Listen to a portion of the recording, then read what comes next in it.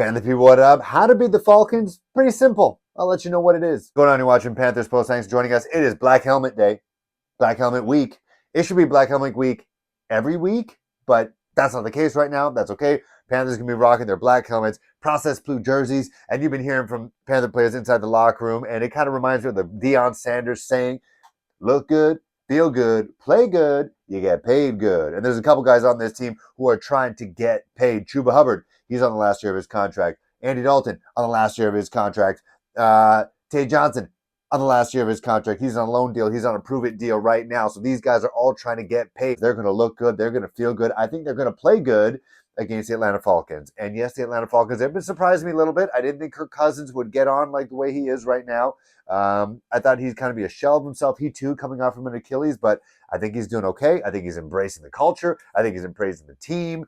Bijan Robinson has not been a factor thus far, but as we know, the Carolina Panthers defense is the defense that many offensive players get right. Like Caleb Williams actually played like the first overall pick last year, and this year, last week, against the Panthers. So he looked like as advertised against us. There was a 12-second clip of Panthers defenders just unable to get him down on the turf, and he was just doing whatever he wanted, basically.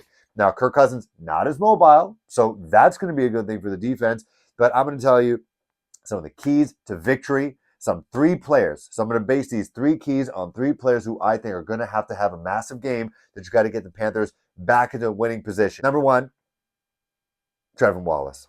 The rookie linebacker out of Kentucky had 15 tackles in a start.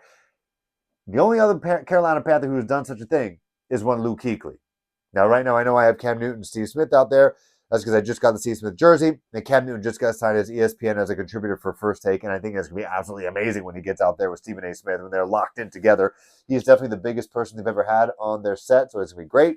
But Luke Kuechly and Trevon Wallace, two rookie linebackers to record 15-plus sacks, 15-plus tackles in their debut. If I got that stat wrong, let me know in the comments below, but that's massive. Like, he's not even close to Luke Kuechly in terms of the mental and the physical. Like, he is a smaller linebacker, but he seems like a madman. And I think he did what he had to do when he was thrust into a position because you have Josie Jewell out and you have Shaq Thompson out for the year. So I think being put back into position, back home, going to get coached up a little bit longer by Jiro Evero, who, again, was getting head coaching positions.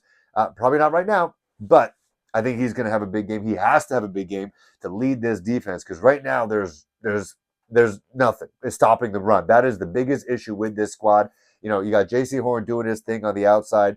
Derek Brown's out. We already know that. We could be getting some guys back healthy again. That would be a good sign. At least if we can get Dane Jackson back, that'd be great. But Trevon Wallace, the guy's going to keep doing what he's doing. He's a motor. You're a rookie. Prove it. And I think he's going to have a great game, relatively speaking. But I think he's going to have a great game, and he has to have a great game. Another guy who I think is going to have a good game / needs to have a good game, Ike Ekwonu. And I've been hating on Ike Ekwonu for the year because I think sometimes he's a liability. There's always that one snafu that Ike has, but you know what? I think that's just like the way of the game. If you're a left tackle, especially a young left tackle with a knock knees, you're going to get beat at some point. Like, everyone's going to get beat. It's a professional league. You're up against some of the best of the best. Now, mind you, the Atlanta Falcons defensive line doesn't really scare me that much, so I think he should have a good day. But I think after rushing Chuba Hubbard, who we're going to get to, only 13 times last week against the Bears, just completely forgetting the run, even though they were down, just forgetting the run and then just forgetting Chuba, even though he's top 5 in rushing right now. I think they're going to go back to their bread and butter. They're rocking the black helmets. They're going to look good. They're going to feel good, play good, get paid good.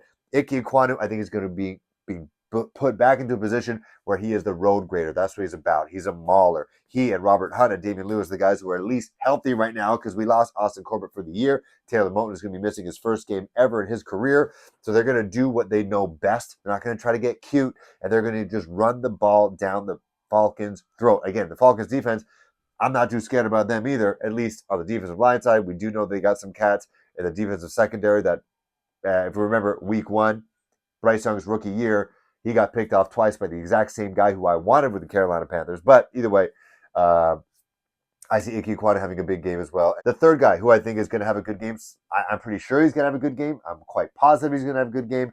And he needs to have a good game for multiple reasons. And that's my Canadian guy, Edmonton's own Chuba Hubbard. Like, I've been hard on him maybe because I'm Canadian and I want him to represent well. And his rookie, and he's shown growth every single year. He adds different parts to his game. He literally adds different parts to his body. He's getting absolutely jacked. He looks like a bowling ball. Watching him, he looks like a different dude. He looks like he's gained like 10 to 15 pounds of muscle in a good way.